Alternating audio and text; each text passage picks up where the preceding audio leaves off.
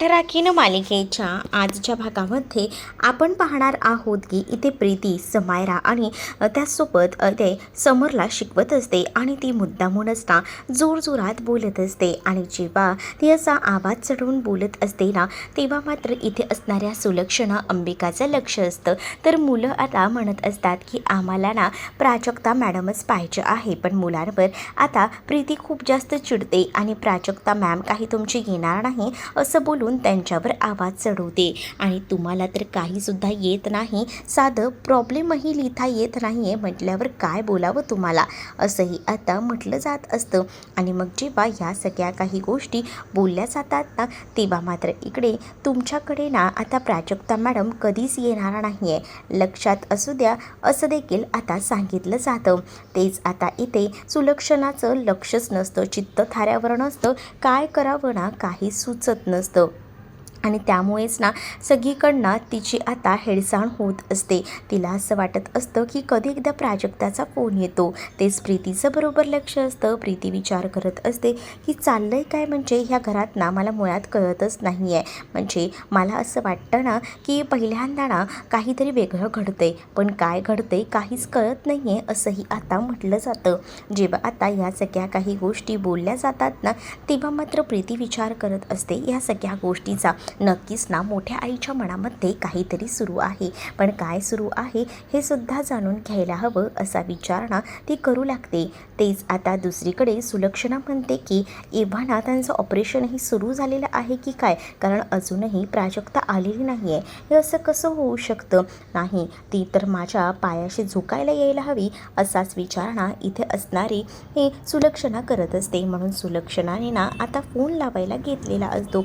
सुलक्षणाने प्राजक्ताला call केलेला असतो. तेच प्राजक्ताचा मोबाईल भाग्याकडे असतो. भाग्या म्हणत असते की प्राजू तुला फोन आला आहे. तेच आता प्राजक्ता कॉल रिसीव करते. प्राजक्ता म्हणत असते की सुलक्षणा मॅडम सॉरी हां, मी काय ना ते धावपळीत विसरून गेली तुम्हाला कॉल करायचा. खरं तर तुम्हाला थँक्यू म्हणायचं होतं, ते राहूनच गेलं असंही आता ती म्हणत असते.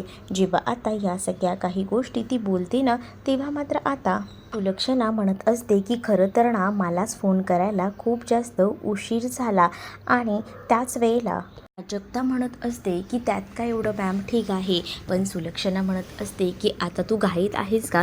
प्राजक्ता म्हणत असते की हो आम्हाला ना ऑपरेशनसाठी आतमध्ये घेतलं आहे, आम्हाला तीच धाकधूक आहे कधी ऑपरेशन होतं आहे. मी ना मॅडम तुम्हाला ना ऑपरेशन झालं ना की कॉल करते असंही आता इकडे असणारी प्राजक्ता सुलक्षणाला सांगू लागते. सुलक्षणाला जसं ती आता हे सगळं काही सांगते तसं सुलक्षणा ऐकते आणि मग काय ती फोन ठेवते. सुलक्षणाला कळतं की ऑपरेशनला सुरुवात केलेली आहे, म्हणजे हॉस्पिटलमध्ये पैशांचं काम झालेलं आहे, म्हणून तर ऑपरेशनला सुरुवात झाली आहे ना असाही विचार सुलक्षणा आता करू लागते. सुलक्षणा जेव्हा हा विचार करते तेव्हा तिला कळत नसतं की एवढी मोठी रक्कम ह्या लोकांनी आणली तरी कुठून, आणि त्यामुळेच ना अनेक प्रश्न मनामध्ये येऊ लागलेले असतात.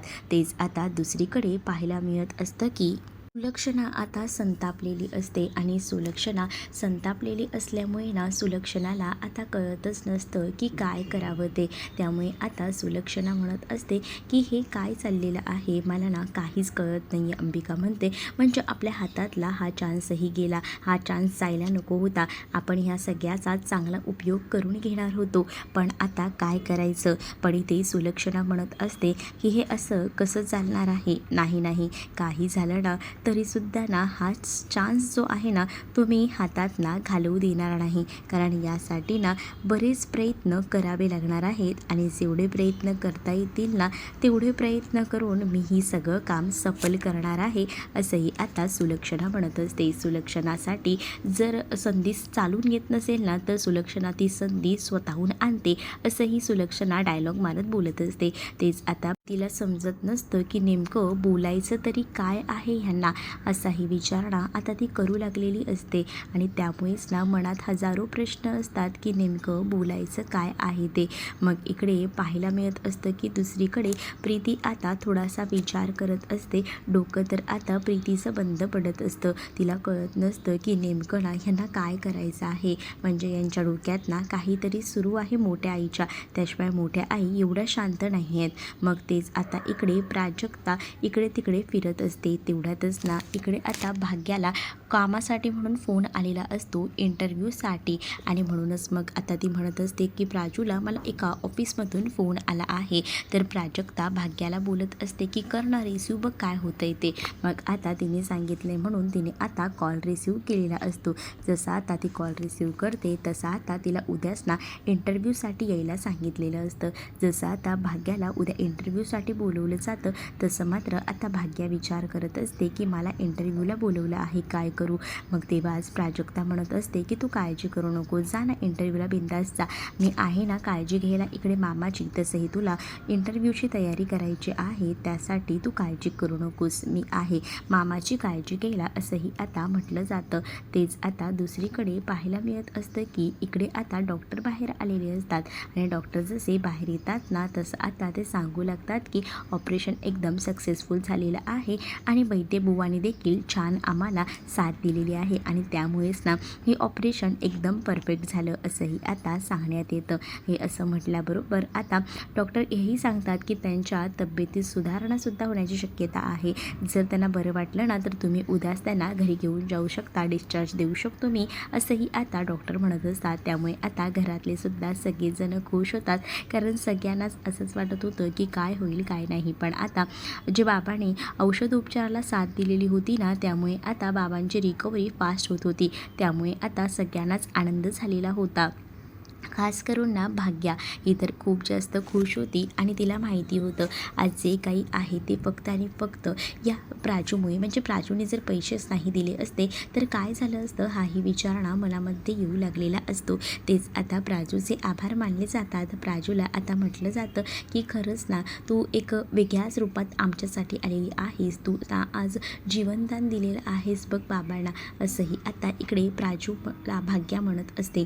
तर दुसरीकडे आता पाहायला मिळत असतं की हे सगळं तर होत असतं ते सुलक्षणा जी आहे ना ती आता फोनवर बोलत असते. सगुणाला तिने कामाला लावलेलं असतं. सगुणाला तिने सांगितलेलं असतं की तुला माझं काम करावं लागेल, तुझ्या भावाला बोलवावं लागेल. तेच आता बिट्टू तिथे आलेला असतो. बिट्टू आल्या आल्या इथे सुलक्षणाच्या पाया वगैरे पडतो, आशीर्वाद घेतो. तर बिट्टूला आता सुलक्षणा म्हणत असते की मी तुला काम करायला सांगितलं होतं आणि तू माझं कामही करत नाही आहेस, काय चाललेलं काय आहे मला जरा सांगशील का. तेव्हाच बिट्टू म्हणत असतो की मॅडम तुम्ही सांगितलेलं काम मी करतो आहे, असं नाही की मी काम करत नाही आहे. मग आता मला कामामध्ये कुठेही दिसत नाही आहे की हे सगळं काही तू परफेक्ट करतो आहेस हे आता म्हटलं जातं. तेव्हाच ना सुलक्षणाला तो म्हणत असतो की मॅडम उलट तुम्ही सांगितलं तसं त्याला फसवलंसुद्धा, ते सुद्धा थोड्या पैशांसाठी नाही 20 लाखांसाठी. तो म्हणाला आहे की पैसे देतो पण आता ना सध्या तो फोनही उचलत नाही आहे, असं बिट्टू जो आहे तो सुलक्षणाला म्हणतो. सुलक्षणा म्हणते की मग आता तुम्हा लोकांना माहिती नाही का पुढची प्रोसेस काय आहे ते. अरे तुम्ही घरी जा, घरावर ताबा मिळवा आणि त्याला सांगा की जोपर्यंत तुम्ही पैसे देत नाही तोपर्यंत तुम्हाला घर देणार नाही. त्या लोकांना घराच्या बाहेर काढा, म्हणजेच ना मला काही झालं तरी 15 दिवसात ना मला माझ्या घरची सून प्राजक्ताला करून घ्यायचं आहे आणि त्यासाठी इकडे ना सुलक्षणा काहीसुद्धा करायला तयार असते, अगदी काही म्हणजे काहीही. आणि हे सगळं काही प्रीती बाहेर उभं राहून ऐकत असते. प्रीतीला आता मजा येत असते कारण प्रीतीला ज्या ज्या गोष्टी हव्या असतात ना त्या परफेक्ट ना ती ऐकून घेत असते आणि तिला ते प्लॅनिंगही कळतं की सुलक्षणाच्या मनात नेमकं काय चाललं आहे. सुलक्षणाने बिट्टूला सांगितलेलं असतं की आज ना त्या मामाची एंट्री होणार आहे, म्हणजे मामा हॉस्पिटलमधून घरी येणार आहे, पण तो घरी यायच्या आधीच ना तुम्ही लोक तिथे जाऊन पोचा आणि त्या लोकांना सगळ्यांना रस्त्यावर आणा, त्याशिवाय कळणार नाही आहे या लोकांना यांची खरी किंमत, असंही आता म्हटलं जातं. सुलक्षणा जेव्हा ह्या सगळ्या काही गोष्टी त्या बिट्टूला सांगते तेव्हा बिट्टू म्हणतो की ठीक आहे मॅडम तुम्ही म्हणताय ना तसं आम्ही काम करतो. मग आता सुलक्षणाने सांगितलेलं असतं म्हणून बिट्टूसुद्धा आता पटकनी कामाला लागतो. सुलक्षणाने त्याला आता बऱ्याच गोष्टी ज्या आहेत ना त्या अशा परफेक्ट सांगितलेल्या असतात, म्हणजेच ना सुलक्षणाला असं वाटत असतं की काही झालं ना तरीसुद्धा ना आपण हे ना संधी सोडायला नको आणि त्या संधीचं सोनं करायला हवं, असाही ती आता विचार करत असते आणि त्यासाठी तिची आता गडबड गोंधळ आता सुरू असतो. सुलक्षणाने त्याला काम दिले आणि ते काम परफेक्ट होणार नाही असं होईल का? आता प्रत्येकाला ही जबाबदारी दिलेली असते, तीच आता प्रत्येकाला ही जबाबदारी स्वीकारावीच लागणार असते आणि या सगळ्या काही गोष्टी परफेक्टली करायच्यासुद्धा असतात आणि हे सगळं काही आता ठरवून केलेलं असतं सुलक्षणाने आणि बिट्टूला आता कामालासुद्धा लावलेलं असतं. बिट्टूला ती सांगत असते की कुठेही टाळाटाळ करायची नाही, पटकन ना सगळ्या काही गोष्टी ज्या आहेत ना त्या करायच्या हेही आता म्हटलेलं असतं. मग काय इकडे आता सुलक्षणाला वाटत असतं की चला फायनली आपण जे ठरवलं आहे ना ते अशा ना तसं कारणाने सक्सेस तर होणार आहे, पण कसं मॅनेज करायचं हे सुद्धा तिने ठरवलेलं होतं. तिला आता 15 दिवसात ना तिची सून जी आहे ती प्राजक्ता हवी असते आणि त्यासाठी ती कुठल्याही थराला जायला तयार असते आणि काही करायला तयार असते. सुलक्षणाने आता बिट्टूला ही सगळी जबाबदारी दिलेली असते आणि बिट्टूही कामाला लागतो. तर ते सगुणा आता सुलक्षणाकडे बघत असते आणि आता सुलक्षणाचं हे प्लॅनिंग सगळं काही प्रीतीने ऐकलेलं असतं. प्रीतीला आता काही झालं तर हे प्लॅनिंग आता फ्लॉप करायचं असतं. ते दुसरीकडे कौस्तुभ रूममध्ये असतो. कौस्तुभ रूममध्ये असतानाच ना त्याला आता तिथे असणारी तृप्ती बोलत असते की काय रे, तुला ना नीट चोरीसुद्धा करता येत नाही. आज ना तू बाहेर आलायस ना ते फक्त माझ्यामुळे, त्यावर आता तुझ्यामुळे नाही तर त्या सुलक्षणा मॅडममुळे मी बाहेर आहे, मला माहिती आहे. अरे त्या प्राजूच्या मागे एवढी रडारड मी केली ना तेव्हा तू बाहेर सोडलायस आणि तू आत्ता बाहेर आला आहेस तर तू काय मला सांगतोयस, असंही आता ती म्हणत असते. जर मी रडारड केलीच नसती ना तर हे सगळं काही झालंच नसतं, तू आज बाहेर नसला असता, असंही आता ती म्हणत असते. तेच दुसरीकडे आता ती त्याला ओरडत असते आणि तुला चोरी करतासुद्धा नीट येत नाही असं म्हणते. त्यावर कौस्तुभ म्हणतो आता तू मला सांगणार का चोरी कशी करायची ती? त्यावर तृप्ती कौस्तुभला सांगत असते की अरे चोरी करताना ना कॅमेरा आधी बंद करायचा असतो आणि मगच चोरी करायची असते, पण तुला काय, तुला तर धड कामही जमत नाही असं देखील आता ती म्हणू लागते. मग जेव्हा या सगळ्या काही गोष्टी ती बोलते ना तेव्हा मात्र आता तो म्हणत असतो की अच्छा कॅमेरा बंद वगैरे करून हे करायचं असतं का? बरं झालं हां तू सांगितलंस, तू तसं बघायला गेलंस तर हुशारच आहेस असं कौस्तुभ तृप्तीला बोलत असतो. तृप्ती म्हणत असते की हो. तेवढ्यातच ना कौस्तुभच्या फोनवर त्या पैशांचा वाल्यांचा फोन आलेला असतो आणि त्या गुंडाचा फोन आल्याबरोबर आता चुकून ना कौस्तुभकडनं तो उचलला जातो, पण नंतर कौस्तुभना फोन कट करून फोन स्विच ऑफ करतो आणि तेव्हाच ना त्याला तृप्ती बोलत असते की हे सगळं काय केलंस, तुला कळतंय का? त्या मनाबाईला आपलं घर माहिती आहे, तो जर घरी आला तर मग कौस्तुभ म्हणतो तसं काही होणार नाही. तेवढ्यातच ना बाहेरून आजीचा आवाज येत असतो. आजी जोरजोरात आवाज देत असते. आजी म्हणत असते की कुठे राहिला तरी दोघं पण जरा बाहेर या आणि असं बोलून आजी आता त्या दोघांनाही बाहेर यायला सांगत असते. आजीने बाहेर बोलवले म्हटल्यावर चला चला आपल्याला आता जावं लागेल, आजीने कशाला बोलवले बघूया चला असं बोलून आता ते दोघंही जण जे आहे ते तिकडनं जायला निघतात आणि जेव्हा दोघंही जण जातात ना तेव्हा मात्र आता इकडे दोघंही जण बाहेर जाऊन बघतात तर काय कशाला बोलवलं आहे, काय काही सुधरत नसतं, काही कळत नसतं. दोघंही जण बाहेर जातात. दोघंही जण जसं बाहेर जातात ना तसं आता इकडे ना जी आजी आहे तिने आता देवाला पूजा वगैरे केलेली असते आणि त्यासाठी ती बाहेर ह्या दोघांना बोलवत असते प्रसाद देण्यासाठी. जसे आता ते दोघंही जण तिथे येतात ना तसं आता त्या दोघंही जण तिथे असताना आजी त्या दोघांच्याही हातात प्रसाद देते. तर भाग्याही खूप जास्त खुश असते. भाग्याही म्हणत असते की आज ना मला फायनली बरं वाटते, मी असा कधीही विचार केला नव्हता की एवढं सगळं काही चांगलं होईल. तेच आता दुसरीकडे भाग्या म्हणत असते की आज एवढे चांगले जे दिवस आहेत ना, आज सगळं काही जे चांगलं झालं आहे ना त्याला सर्वस्वी जबाबदार ना फक्त प्राजक्ता आहे. देवाची कृपा तर आहेच आणि ज्या बाबांची पुण्याईसुद्धा आहे, पण या सगळ्यात जास्त महत्त्व जातं ते म्हणजे प्राजक्ताचं. आता आजीना हे सगळं काही नाही आवडत. आजी आता कौस्तुभला आणि त्याचसोबत तृप्तीलासुद्धा प्रसाद देते. कौस्तुभ आणि तृप्तीलाही प्रसाद दिल्यानंतर इकडे ना तृप्ती म्हणत असते की आज आजी प्रसाद वगैरे देत आहेत, हातावर गोड वगैरे करतायत तोंड. मग आता आजी म्हणत असते की बघा गोड वागायला जमलं तर उत्तमच असंही आता म्हटलं जात असतं. तर आता कौस्तुभही म्हणत असतो की मी ना 2 दिवस आराम करणार आहे आणि 2 दिवसानंतर मीही काम शोधणार आहे आणि भाग्याने सुद्धा आता जॉब वगैरे करण्याचा निर्णय घेतलेला असतो. त्यामुळे आता घरात वातावरण खूपच छान असतं. तेच आता दुसरीकडे एवढं सगळं होत असतं आणि तेव्हाच ना इथे आता बाबा येणार असतात. त्यासाठी औक्षणाचं ताट वगैरे सुद्धा भाग्याने तयार करून ठेवलेलं असतं. सगळीजणं वाट बघत असतात की कधी एकदा येत आहेत. आता बाबांची पुण्याई आणि त्यासोबत बाबांनी आतापर्यंत जर औषधांचे पैसे घेतले असते ना, तर आज आपल्याला या सगळ्या काही गोष्टी आहेत ना, त्या इतक्या सहनही कराव्या लागल्या नसत्या. जर बाबांनी वेळीच या सगळ्याचे पैसे वगैरे घेतले असते ना तर. पण बाबांनी कुठे पैसे घेतले. बाबांना तर फक्त एवढंच कळतं ना की फर्स्ट कसा उपचार फ्रीमध्ये द्यायचा. बाबांनी हा नाही विचार केला की काहीतरी वेगळं चांगलं घडेल असा. पण आता दुसरीकडे पाहायला मिळत असतं की या सगळ्या गोष्टी बोलत असताना दुसरीकडे भाग्या बोलत असते की असू दे, बाबांना जे योग्य वाटलं तेच बाबांनी केलं. पण तसंही आता बाबा आणि त्याचबरोबर प्राजक्ता आणि चारुमामी दारावर आलेले असतात. आणि मग आता बाबा बोलतात की माझ्या स्वागताला कोण तयार नाही आहे का. मग तेव्हाच ना हो हो आम्ही आहोत ना तयार. आणि असं बोलून लगेचच ना भाग्या औक्षणाचं ताट वगैरे घेऊन तिथे जाते. तेच आता चारू मामाचं औक्षण वगैरे करते आणि त्यानंतर मामाचं एकदम दिमागात स्वागत केलं जातं. मामा आता बोलत असतात की आपल्या घरात आलं ना की खरंच खूप जास्त बरं वाटतं. नाही तर ना मनात नुसती हुरहुर असते काय होईल आणि काय नाही ते. पण आता खूप बरं वाटतंय आपल्या घरात आल्यावर. मग आता बाबांना बसवलं जातं. बाबांना म्हटलं जातं की बाबा आता कोणतंही टेन्शन घ्यायचं नाही, सगळं काही सोडून द्यायचं.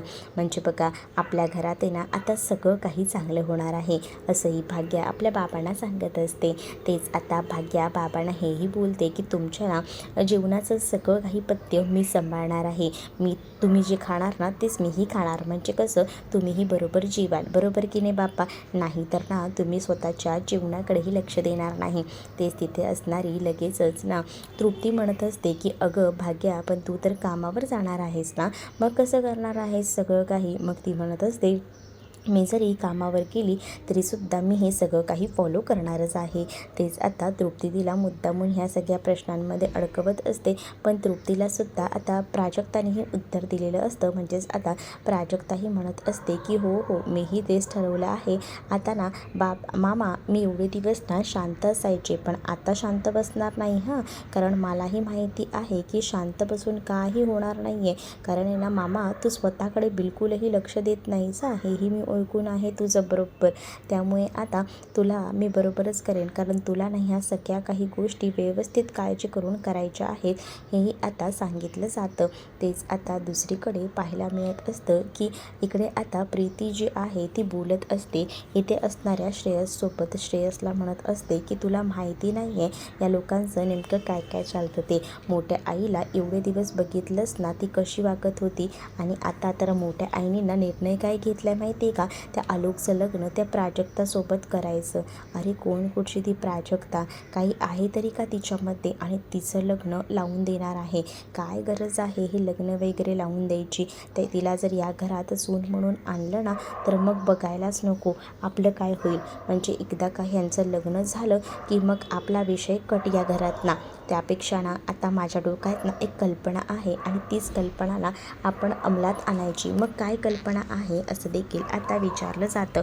मग तेव्हाच ना ती म्हणत असते की बघ मला ना आता असं वाटतंय ना की आपण आहे ना एक काम करूया. आपण हे सगळं काही आहे ना एक व्यवस्थित नियोजन करूया. म्हणजे कसं या सगळ्याचं व्यवस्थित नियोजन झालं ना की बघ म्हणजे आलोकच्या कानावर आपण ही गोष्ट घालूया की तुझं लग्न वगैरे लावणार आहे. मग आलोकला जेव्हा समजेल ना की त्याचं लग्न वगैरे होणार आहे मग आलोक तर आता त्या लग्नाला नकारच देईल ना. मग त्याने लग्नाला नकार दिल्याबरोबर आपल्याला ज्या काही गोष्टी हव्यात त्या तर आपण साध्य करू शकतो असंही आता म्हटलं जात असतं. जेव्हा आता या सगळ्या काही गोष्टी बोलल्या जातात ना तेव्हा मात्र इथे श्रेयसला सुद्धा हे सगळं काही पटत असतं. त्यामुळे श्रेयसही त्याच गोष्टीचा विचार करत असतो. तर दुसरीकडे मात्र आता पाहायला मिळत असतं की आता मामा वगैरे सगळीजणं गप्पा मारत बसलेली असतात. प्राजक्तानेही मामाला दटावलेलं असतं की तुलासुद्धा आता माझं ऐकावंच लागणार आहे. तुलासुद्धा काही गोष्टी माझ्या म्हणण्याप्रमाणे कराव्या लागणार आहेत असंही आता बोललं जात असतं. तेच आता दुसरीकडे मामा जो आहे तो मात्र आता प्राजक्ताला म्हणत असतो की हो हो चालेल बाबा, तुमचं आता ऐकलं नाही तर तुम्ही सगळीजणं मला ऐकवणारच ना. मग आता मी ऐकेनच तुमचं. मग तेच आता भाग्यासुद्धा नोकरी करणारच ते सगळं काही आता घरात घरात ना एकदम आनंदमय असतं. ते सगळ्यांना आनंद वाटत असतो. आता मामाला प्रश्न असतो की हे पैसे आणले तरी कुठून माझ्या ऑपरेशनला, पण त्याला माहिती आहे तो जर आता विचारायला गेला तर ही लोक कोणी उत्तर देणार नाही. म्हणूनच मग आता तो फक्त बघत राहतो सगळं काही ठीक तर आहे ना हे सगळं काही. मग आता दुसरीकडे पाहायला मिळत असतं की या सगळ्या ज्या गोष्टी आहेत त्या तर होत असतात. तेच आता प्राजक्तानेही मामाला सांगितलेलं असतं की मामा पथ्यपाणी आपल्याला नीट सांभाळायचं आहे आणि आपल्याला सगळं कामही व्यवस्थित करायचं आहे, त्यामुळे तुझ्यावर लक्ष द्यायला विशेषतः मी सुद्धा असणार आहे. त्यावर मामा म्हणतो की हो हो, आता तुम्ही लोक माझ्यासोबत असणार आहेत म्हटल्यावर मी तरी आता कुठे जातोय, मीही आहे बरं. मी तेच मग आता मामाला एवढ्या सगळ्या काही गोष्टी ज्या आहेत त्या आता बोलून दाखवल्या जातात आणि मग काय मामासुद्धा एकदमच तयार असतो. तर पुढील भागामध्ये आपल्याला पाहायला मिळत असतं की आता मामाला स्वतःहूनच प्राजक्ता आणि भाग्या दोघीही जणी भरवायला केलेल्या असतात. तेच आता मामा म्हणत असतो पण मला ना तुमच्याकडनं एका प्रश्नाचं उत्तर हवं आहे. मग मामाला विचारलं जातं की काय झालं आहे मामा. तर मामा म्हणतो माझ्या ऑपरेशनला तुम्ही हे पैसे कुठून आणले. मामाने ऑपरेशनला पैसे कुठून आणलेत हा प्रश्न विचारल्यानंतर प्राजक्ता आणि भाग्या दोघीही जणी एकमेकींकडे बघू लागतात, कारण आता त्यांना माहिती आहे की जर उत्तर काय दिलं तर आता काय होईल मामाचं, कारण ते पैसे मामाने सांभाळून ठेवलेले होते. तेच इकडे आता दुसरीकडे चारू मामीसुद्धा पाहत असते की आता सगळं काही ठीक चालू आहे, पण आता ह्यांना प्रश्नांची उत्तरं तरी काय द्यायची. तेच दुसरीकडे आलोक चित्र काढत असतो. तेवढ्यातच ना रूमच्या बाहेर मुद्दामून प्रीती आवाज करत श्रेयसशी बोलत असते की मला ना साड्या हव्या आहेत. ते काय आहे ना आपल्या घरात ना आता लग्न कार्यक्रम आहे आणि लग्न असल्यामुळेच ना साड्या हव्या आहेत, पण लग्न आहे तरी कुणाचं, असं श्रेयस मुद्दामून बोलतो. तर आता सुलक्षणा नाही का आपल्या मोठ्या आई त्या आपल्या आलोकचं लग्न लावणार आहेत ना, त्यासाठी मग हे आलोकला कळतं की त्याचं आता लग्न आहे ते, त्यामुळे आता तो खूपच जास्त असा संतापलेला असतो. तर तुम्हाला हा भाग कसा वाटला कमेंटमध्ये मला नक्कीच सांगा. अशाच अपडेटसाठी चॅनलला सबस्क्राईब नक्कीच करा. चला तर मग भेटूया पुढच्या भागामध्ये. तोपर्यंत टाटा बाय.